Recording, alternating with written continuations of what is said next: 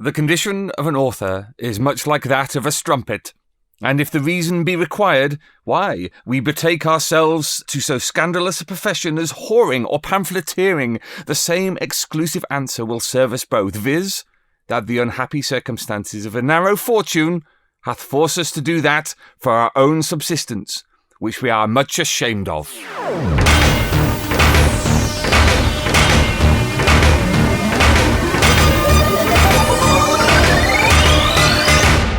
Boragthung Earthlets, don't worry, we're not a theatrical podcast. Now, those were actually the words of Ned Ward from 1698, describing the nature of the pamphleteers of Grub Street, who are the subject of the latest series of Defoe by Pat Mills and Colin McNeil. We're going to be talking to Pat later about the new series, change in artist, the people he's lampooning with this latest series, and a little bit of the history and politics behind the 17th century zombie hunter known as Titus Defoe. Different kind of law enforcement after that. We're going to be talking to Alec Worley, who is the writer behind Anderson The Deep End, which is the latest US format one-shot comic, which will be coming out at the end of May. That collects his story from the Judge Dredd magazine from a little while ago. There's also going to be a collected edition along with Arthur Wyatt's Dust, which will be hitting stores in July.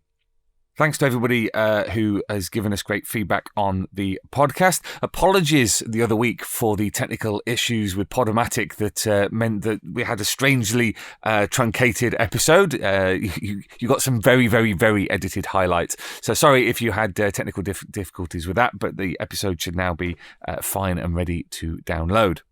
And make sure you're picking up 2000 AD at the moment, because last week's Prog 2024 began a new story called Harvey by John Wagner, John McCrae, Mike Spicer and Annie Parkhouse, which reintroduces the Mechanismo robot to Judge Dredd's universe, and he's not particularly happy about it. But some absolutely stirring work there from the two Johns, Mike and Annie.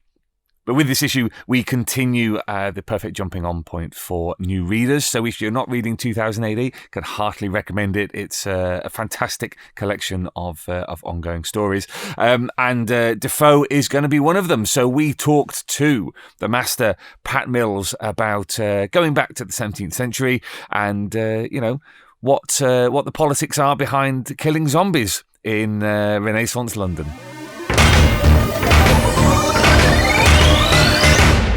So, Pat, let's talk about the new series of Defoe. We'll come on to what the series is about in a second, but I wanted to address the fact that we have a new artist on the series, don't we? Yeah, absolutely. Colin McNeill, who, of course, is a classic 2000 AD artist and creates a very strong noir quality to 17th century London. What was the reason for the change? Because Leigh Gallagher has been with the series since the very beginning, and for me, was just kind of the quintessential artist for a series set in this time period. What was the reason for him moving on? Well, I think Leigh wanted a change. In other words, to try other things as well. And my God, was Leigh a hard act to follow, because we tried out a number of artists after Leigh, and they didn't tick all the boxes for Matt, and so I was I think, to be honest, I think I'd pretty much given up, and then Matt suggested Colin McNeill, and of course I know what his work is like, and I thought he'd be perfect for it. Because it's in monochrome. It's in the wonderful style that he developed on Insurrection with Dan Abnett. That kind of fully painted but still monochrome black and white artwork. It gives it a lot of depth, that style, doesn't it? Yeah, no, absolutely. I mean, you mentioned noir, and that's kind of the perfect summing up of it. That everything's wreathed in shadows, but there's a real depth to it. Yeah, that's exactly it. And And of course, it's pretty horrible as well. I mean, you've got sort of zombies roaming the dark alleyways of London. Yeah. For somebody who's never read Defoe before, because it's been a little while since the last series, can you sum it up for them? Defoe, it's set in what you might call an alternative 17th century Britain, 17th century London. It's a kind of clock punk world, which is really just an earlier version of steampunk. And zombies have been unleashed in the Great Plague of 1666, 666, and there are demonic forces at work that are responsible for them. And Defoe is, with his various skills, both as a zombie hunter and also as a detective, to find out the sorcerers responsible. Now, everybody knows you from Slain, essentially. You know, this is the strip for 2000 AD where you really married research and storytelling and created something new out of it. And of course, Defoe, you've taken actual history from the 17th century and spun something new out of it. Tell us a little bit about how you put that research together and how you decide to pick through and which bits that you take up. Yeah, I mean, I think the whole principles of clock punk and steampunk are pretty well established. So what you do really is you find key interesting areas and dramas, and then you research them and bring it to life. So, for example, in the latest one, the one that Colin's currently drawing, it's set in Grub Street. Now, Grub Street was the kind of Fleet Street of its day, and so you've got all these kind of strange publications coming out, and in particular, chapbooks. Now, chapbooks were the comic books of their day. They predated the penny dreadfuls, and they're quite lurid and quite funny and ridiculous stories. So that's the background, and someone has done a chapbook, if you like, a comic book about zombies, and that's the title of the book is Diehards. These zombies who can't seem to be killed and have tremendous courage and fanaticism and just keep on coming back. So you're marrying together their zombies and something that's actually historically accurate, Grub Street, and the chapbooks, which are also historically accurate. And that's something that I think Colin in particular is very strong on. He's done some wonderful reconstructions of the covers of these chapbooks. And, as they are a distant what would you say, great-great-great-grandfather of 2000 AD, I think it has quite a lot of interest for readers on that level as well. And we get to meet, let me see, 1, 2, 3, I think 4 different publishers of chapbooks as well. So, there's a distant echo there of of today, and I think that makes it a lot of fun as well. So we're both enjoying it, and I should also add on the authenticity that Colin is really quite tough on that. He really wants, and you'll appreciate this as a reenactor, he really wants guns that work. So he was looking at the volley pistol, for instance, and he was saying, no. I really think, it should be something that really can have automatic fire.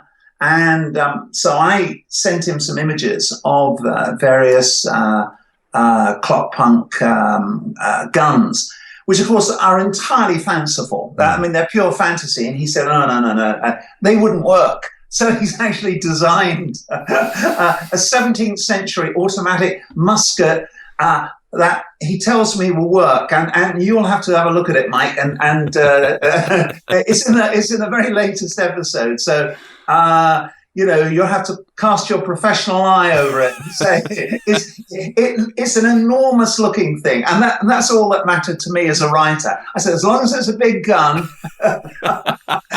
that's what the readers are looking for. Well, that's one of the things I've enjoyed so much about the previous series of Defoe is that you've used actual designs by Leonardo da Vinci and the great scientists of the beginning of the Enlightenment to and thrown them in, and they look ludicrous and extreme, and how could this possibly have worked? Because these were actual scientific, essentially these were proper scientists and engineers who were suggesting these things. Yeah, and the one that springs to mind, because one reader commented on in particular, and obviously thought it was a bit stupid, was there was, you may know of this, I think it's originally an 18th century machine gun, which fired bullets, automatic bullets, but they were like round musket balls for Christians and square musket balls for Turks. So I adapted that to round musket balls for humans and square musket balls for zombies. And I think one reader wrote in and said, "I don't get it. Why would they do that?" And I was thinking, and I wonder why they did it in the first place. But they did. I mean, that's the whole thing. These anachronisms of this earlier time than ours, where things weren't always completely sensible, shall we say? Well, one thing that you mentioned before was about how chapbooks were one of the great ancestors of comic books, and during the later 17th century, you sometimes had the state trying to put the genie back in the bottle of press freedom, because during the English Civil Wars, there's been this massive explosion in press freedom.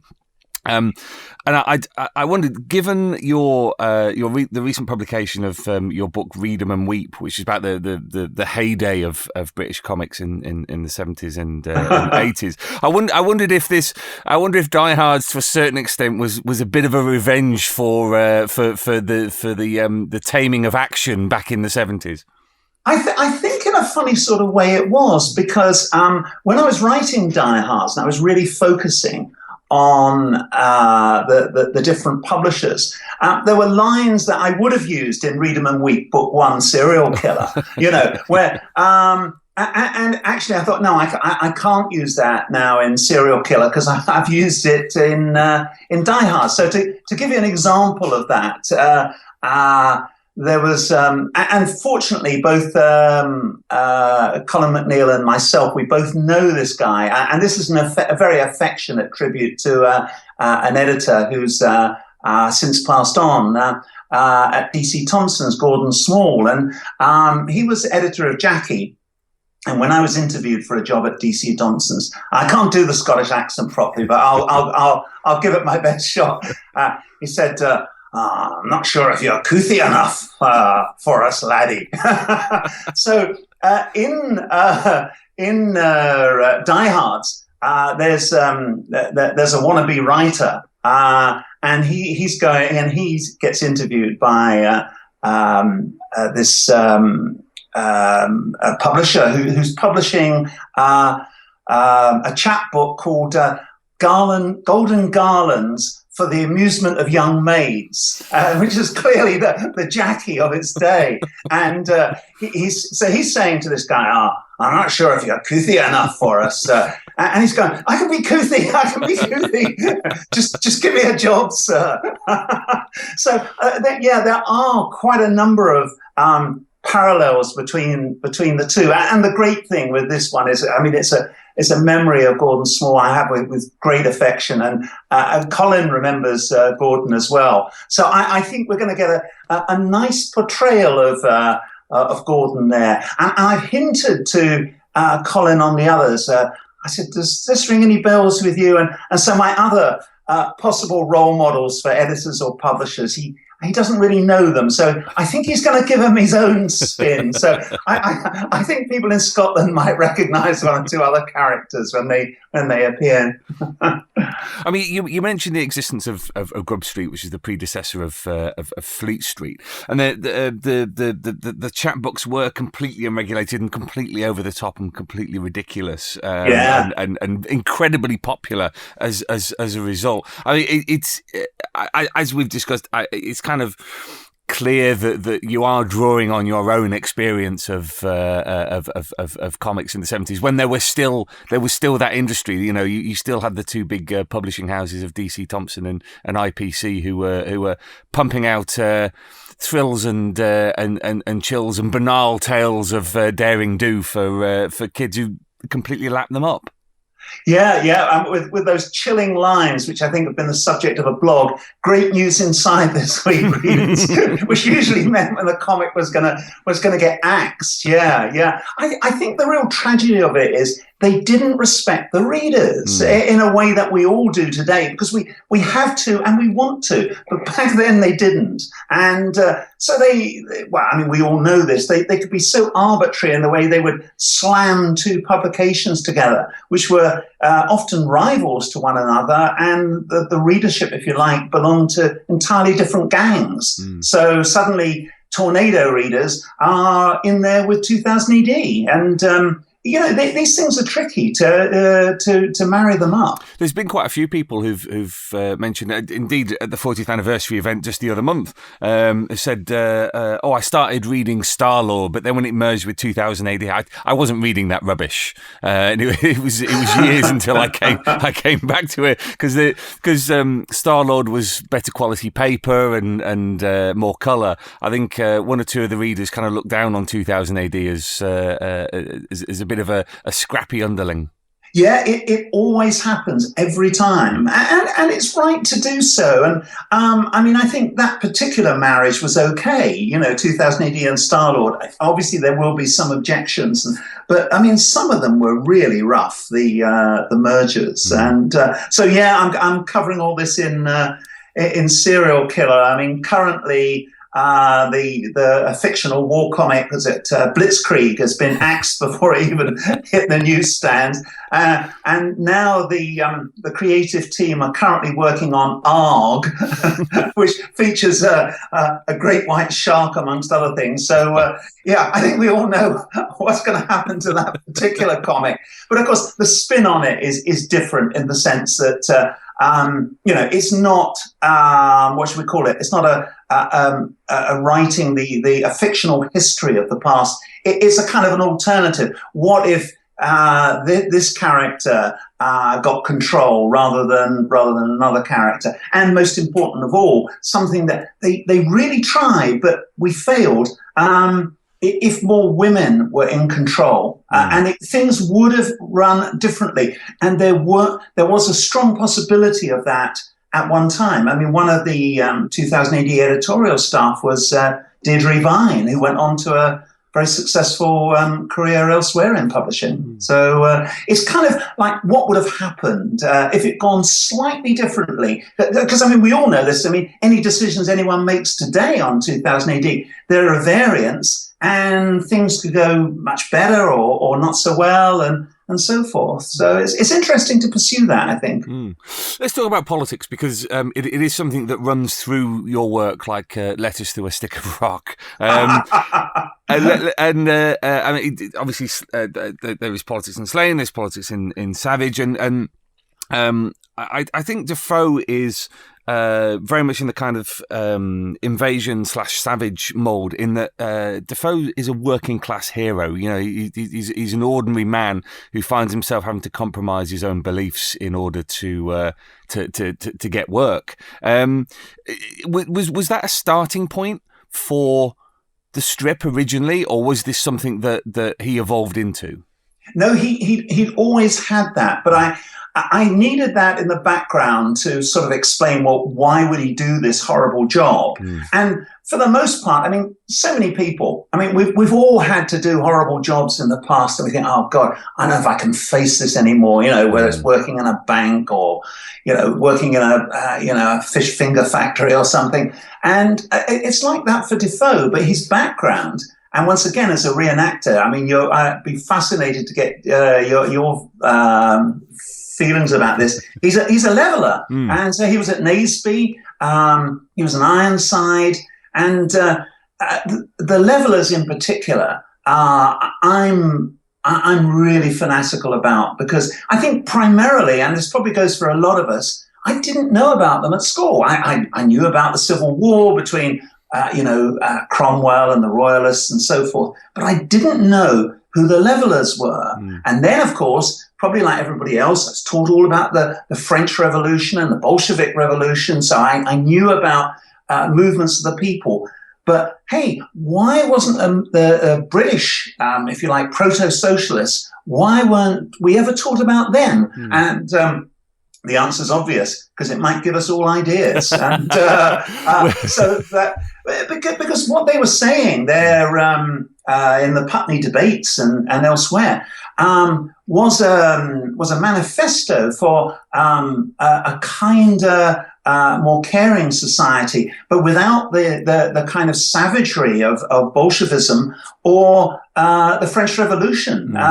Compared to them, and although of course it's couched in Renaissance terms with a lot of biblical references and so on, reading what they had to say is astonishing. And the other thing, of course, which once again I wasn't taught, is when Cromwell had some of them shot and was rewarded by the banks with a load of gold, the whole of, it'd been the whole of working class London, but a hell of a lot of people turned out for their funeral, wearing green ribbons, which I suppose was the red ribbon of its day. So there's a lot of passion there for those characters. And I've had to kind of keep it in check in Defoe, because after all, he's in a miserable dead-end job dealing with the dead, Yeah. And it's a horrible job. And I don't think that's something that's really been addressed before. I mean, killing zombies for a living, it's not really a cool job. It's a horrible job. It's like working down the sewers or something.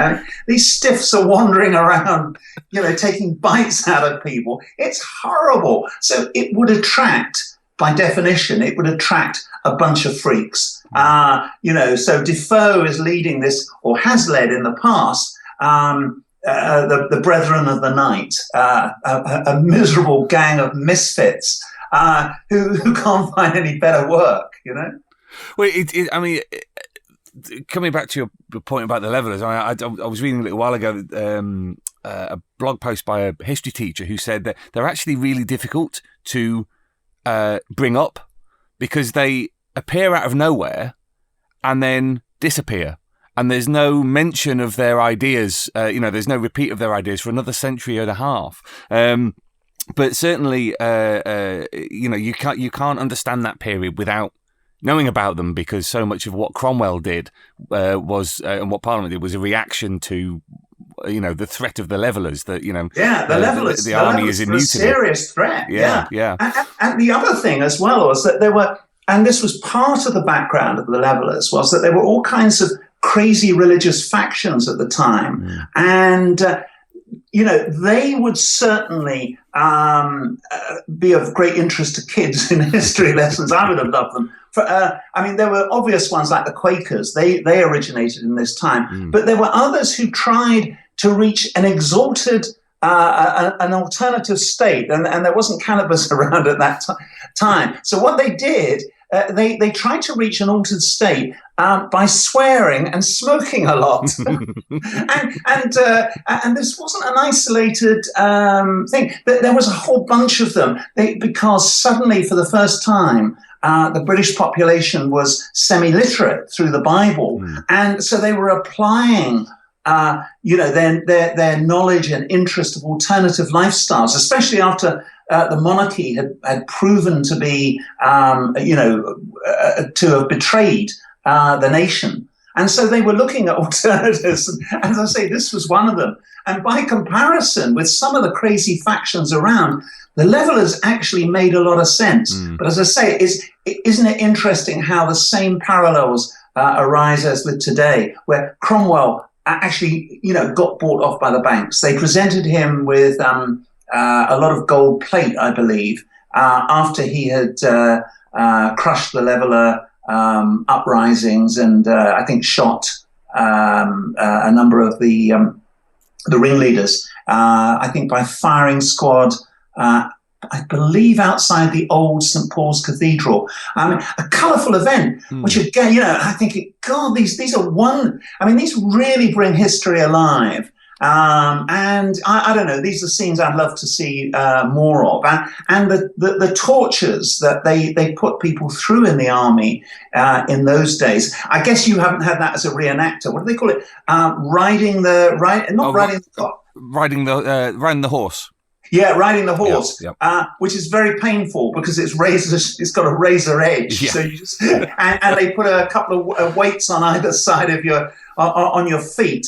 So I hope when you're at your reenactors, Mike, they don't do that to you. No, it has been brought up as a threat, but never followed through. Thank goodness. I'm relieved to hear that. Yeah. I mean, one of the things I want to talk about was as regards Grub Street. Do you see kind of parallels with the chapbooks of the 17th century, with the tabloid journalism of today, the fake news that we find ourselves kind of having to wade through in order to get the truth? Do you see a direct line between then and now? Yeah, there are parallels. I mean, for example, we have in Grub Street, there's a pub, and this is actually authentic. There was a chapbook or a magazine called The London Spy, which is remarkably like Private Eye. And the landlord of the tavern recites bawdy poetry and supposedly raises issues of scandals and so on. But for the most part, they weren't actually that scandalous. But Defoe's paymaster, for example, Damn Jones, which is a shortened version of his full name, which is authentic, I hasten to add. If Christ had not died for thee, thou wouldst be damned, Jones. He's a journalist on the Intelligencer. And the Intelligencer, which I suppose was the Guardian or the Independent of its day, it's running fake news for the most part.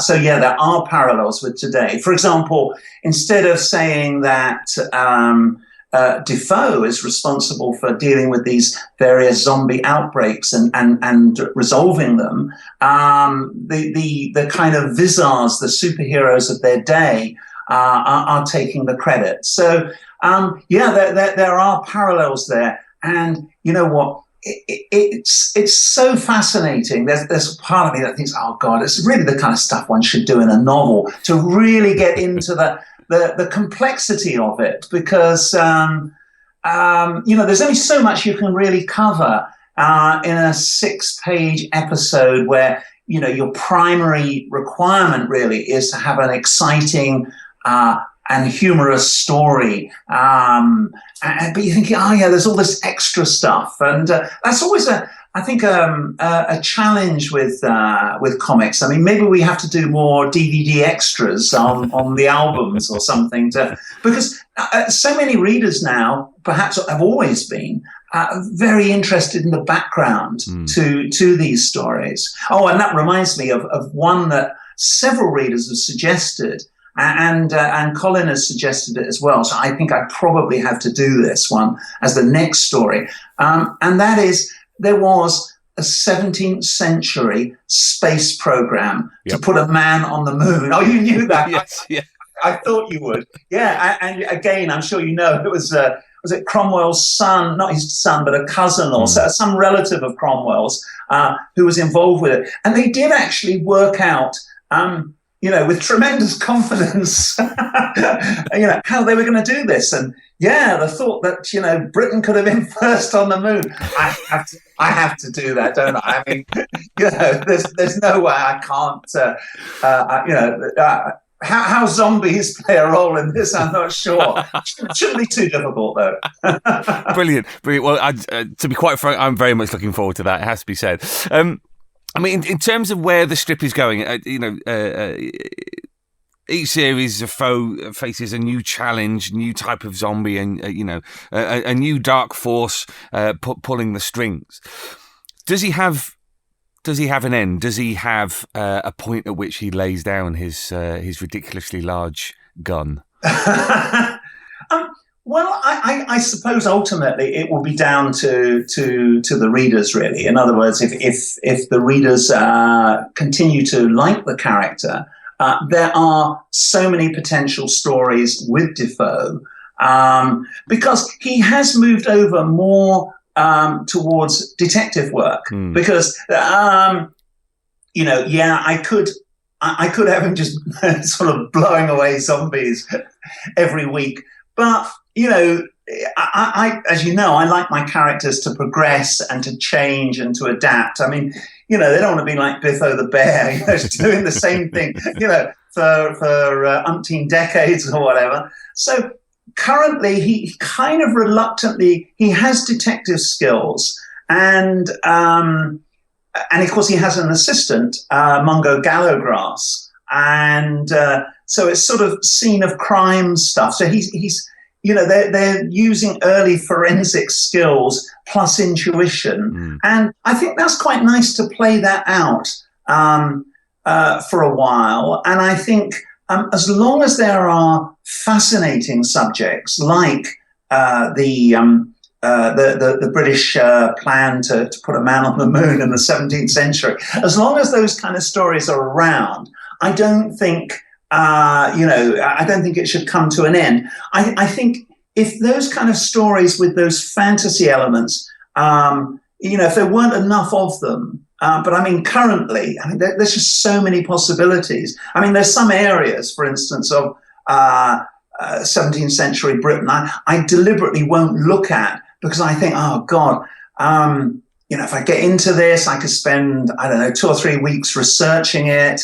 And then it's a story backed up, because that's the thing with comic stories, as you know, they can often take a year or so to appear. So I'm thinking, that could be a story in 2 years' time or even 3 years' time.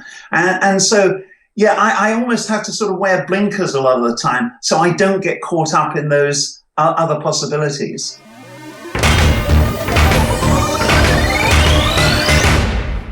Thanks again to Pat Mills for some really fascinating insight into Defoe. For reasons already discussed, I'm very much looking forward to sinking my teeth into it. There isn't a day goes by when there isn't a discussion online about the DREDD movie from 2012. Continues to be a massive cult hit. And one of the things we've enjoyed doing is expanding the world from the movie through the comic book tie-in in the Judge Dredd magazine. The DREDD title has been written by Arthur Wyatt, but the Anderson series, The Deep End, was written by Alec Worley. This follows Anderson as she hits the streets on her own and really establishes herself as a judge in her own right. Alec also has been writing novellas about comic book Anderson's first year on the street, so he's really kind of digging down into the lore around one of our most popular characters. So I had a chat with him about The Deep End, which is coming out in a US format comic book at the end of May.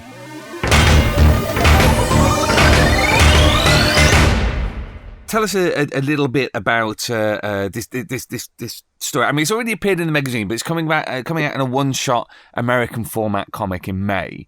Yep. Tell us a little bit about the plot of The Deep End. Okay, so it takes place fairly recently after the events of the movie. So she's become a pass. She's now on the street. She spent a little bit of time on the street. And but there's still a lingering kind of sense of, I guess you call it imposter syndrome that I'm sure all of us have, where She's now achieved a certain status, but there's kind of part of her that's like, did I just get lucky?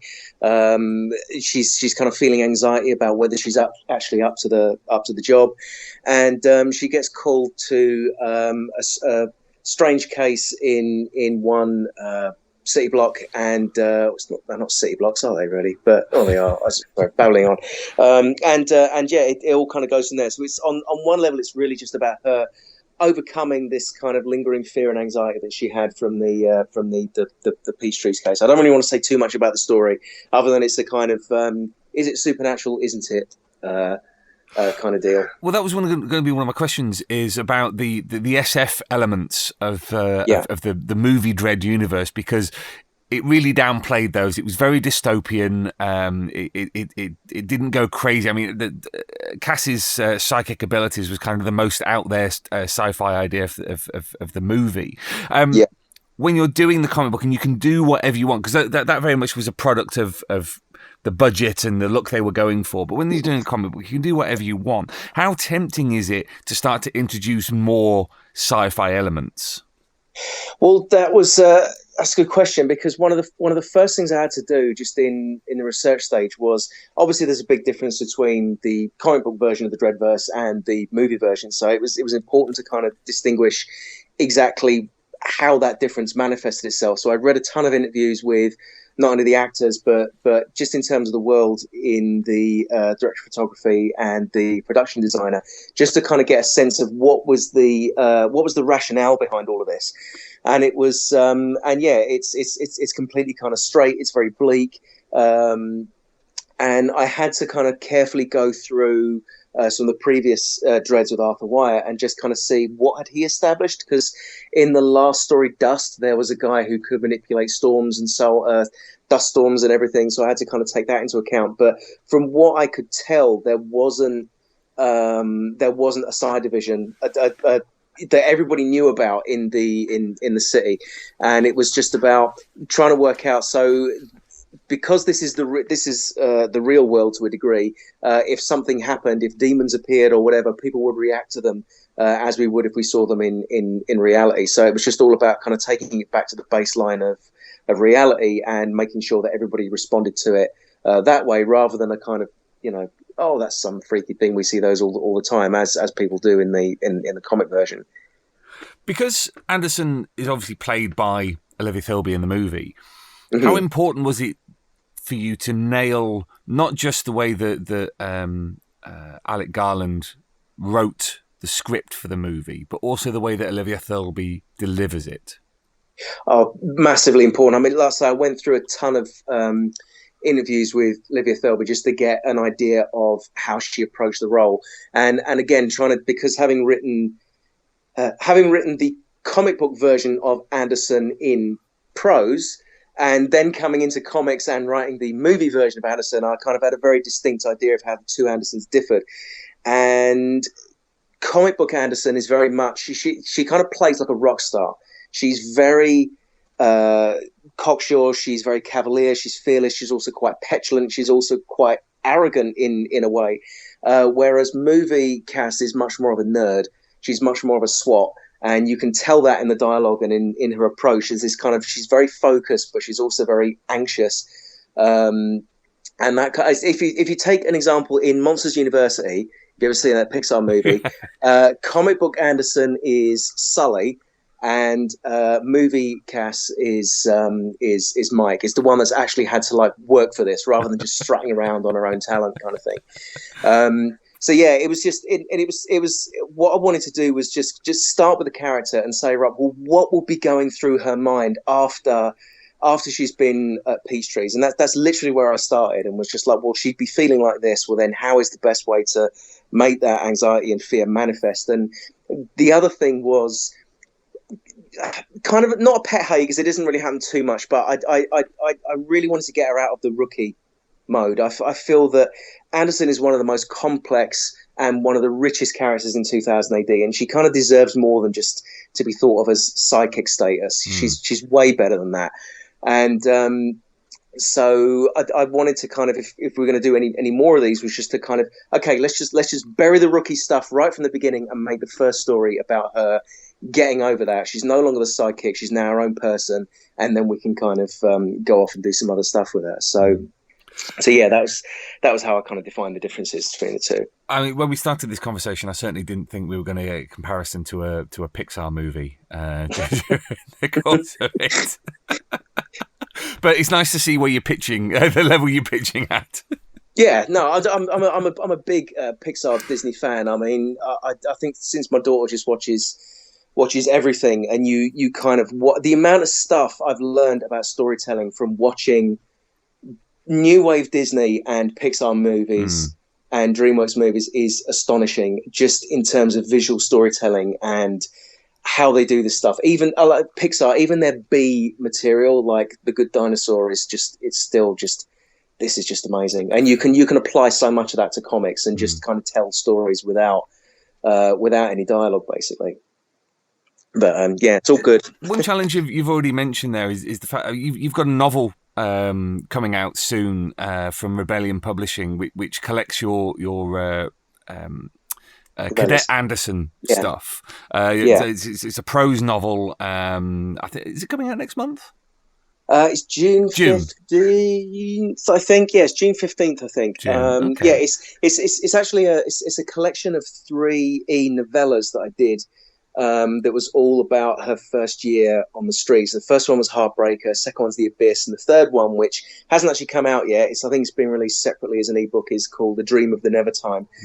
And that again was kind of coming from a similar place, and then it was going back to the kind of really before we actually see her in the comics in the Bolland strip. And yeah, so and it was just about, okay, so you've got this character. Here's what she's like. Let's put her in situations and throw her into situations where you're really testing her and saying, well, what if her psychic ability became her biggest downfall? What if she was trapped in a psychic insane asylum where all these vibes are getting to her and she starts unraveling herself? And well, what if she caught a psychic virus? And all, just kind of seeing ways into the character that you can kind of really open it up and get into her, get into a character in ways that maybe the comic strip doesn't have time to do on the page. When you've got such an iconic character such as Anderson, is there a certain amount of feeling of weight on your shoulders, even though you're not you're not writing, for want of a better phrase, the main Anderson strip, because there's Alan Grant and Emma Beebe who've done that, but where you're exploring her in different guises, different mediums, because prose, but also reflecting on the movie. Yeah. Was there a feeling of intimidation? Was there a feeling of weight being placed on your shoulders, or was it, this is an amazing sandpit that I get to go and play in? Probably a bit of both. I mean, it's the same thing with when you're writing DREDD. I mean, you can sit there and just get paralyzed, or you can just kind of switch on and just be a professional and just kind of say, you know what, I don't care, and just jump in and just get on with it. I think once you get to grips with them as a character, and you're comfortable with who they are, and you're confident that you can tell an interesting story based on digging into all their kind of weaknesses and insecurities and everything, and you feel that that's spinning out into a good story, then that all that kind of worry just kind of goes away. And I say it's exactly the same with DREDD. I don't. If you get too overawed with that sort of stuff, you just get paralyzed and maybe kind of fall back more on kind of reverential, sort of respect for the past or quite what, rather than just going, do you know what, just hoof it up in the air and see what happens and just have fun with it. Would probably be my way of thinking about that. How did you come to be working on the movie version of Anderson for the magazine originally? I just pitched it to Matt. I'd enjoyed Arthur's books, and I think it was Henry Flint did the first one. Then it was Paul Davidson. Yeah, Paul Davidson, who's worked with me on big one. No, I just pitched it to Matt. I said, it'd be great if we could do an Anderson spin-off, and he was like, "Yep, good," and then pitched a story and just kind of cracked on from there. Just waiting to hear back about any future ones, and we'll see how it goes. It's kind of interesting, really, in the way that it was Buffy after season 7 finished, the series carried on officially in the form of a comic book, which I kind of feel is like an ideal platform to just open up everything else and just sort of see, well, what else is going on in this world and explore it that way.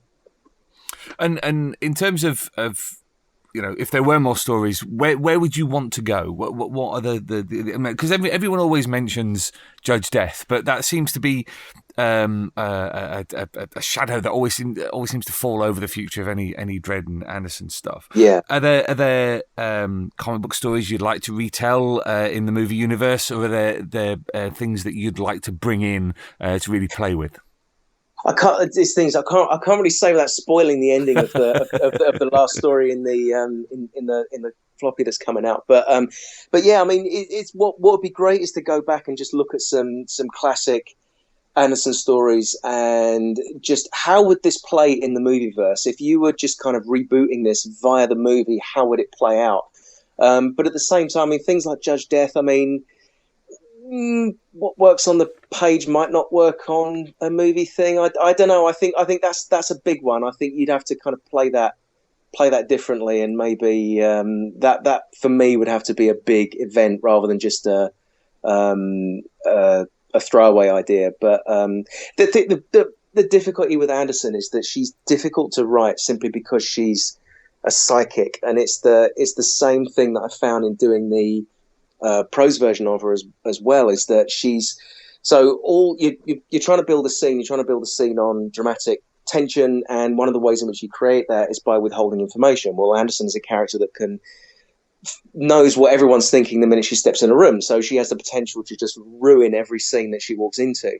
I think when I got the initial commission for the first Anderson novella, it was like that it had to be a whodunit, and I kind of had to explain back, well, you can't really have a whodunit with a detective who is psychic, because if this was, if Clarice Starling was psychic, the story would be over like the minute you drag the first body out the river. Yeah, he done it. I'm going for a coffee, and the story's finished. So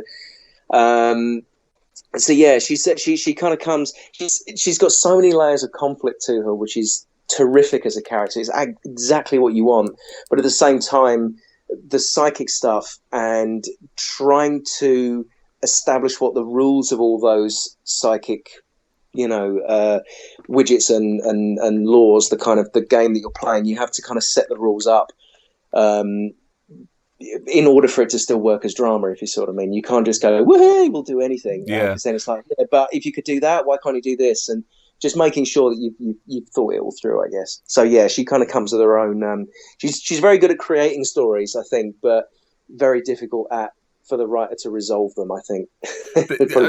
These things have been so elastic over the years as well. So it's always a thing that whenever Dredd does a police procedural or a whodunit, you think, well, why don't they just go and get Side Division to come along? Yeah, well, because that would be the end of the story within 2 pages. So exactly. I mean, the thing is as well. I mean, storytelling itself in comics has changed dramatically over the last, like, I'd probably even say last 10 years.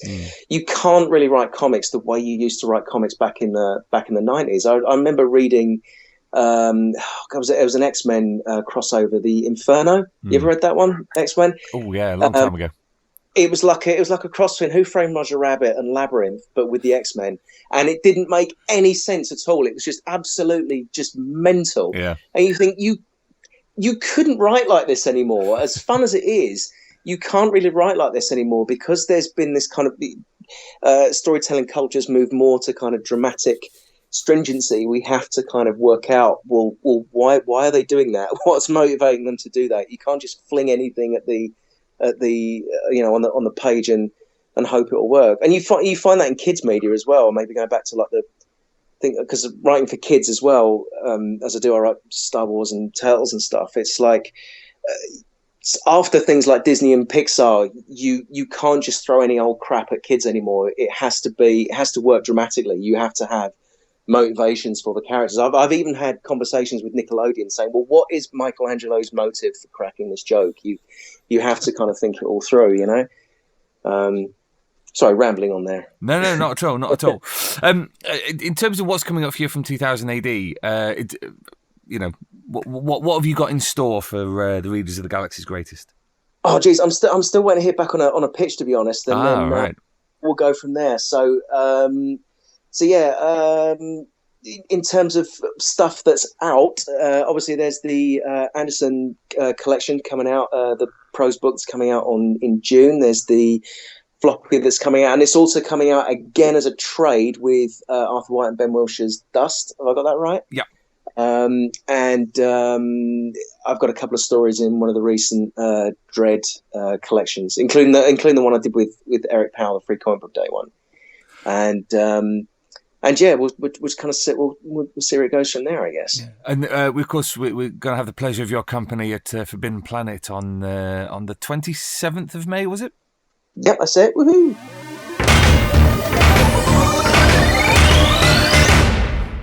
Well, thank you very much indeed to Alec. That was absolutely fascinating to see how he juggles all those different versions of Anderson. Make sure you grab a copy of The Deep End when it comes out in May, and also the collected edition where it's bound up with Dust, and that's coming out in the summer. And if you're in London on the 27th of May, pop along to Forbidden Planet to meet Alec and also slain artist Simon Davis. Well, we'll be back next week with another of the panels from the 40th anniversary event in Hammersmith. Hope you've enjoyed this latest edition of the 2000 AD Thrillcast Earthlets. Please do let us know what you think, whether it's a comment on Facebook or Twitter, or an email to Thrillcast, that's all one word, thrillcast@2000adonline.com. We'd love to hear your suggestions about people you'd like us to feature in future episodes. We will be back in 2 weeks with more from the Galaxy's Greatest Comic. Until that time, Earthlets, Splendid Verthwig.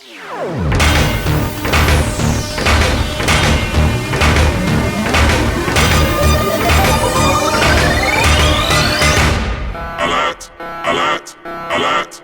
Fill power levels dangerously high. Alert! Alert! Read 2000 AD every week. Ask your comic book store or newsagent now. Subscribe to the Galaxy's Greatest Comic at 2000adonline.com. Subscribe digitally on our apps for Apple, Android, and Windows 10. And download DRM free copies from 2000adonline.com. Alert! Alert! Stand by for urgent updates. Search for 2000 AD on Twitter and Facebook. Watch the latest videos at youtube.com/2000 AD online. And follow on Instagram at Insta2000 AD. Program complete. Shutting down.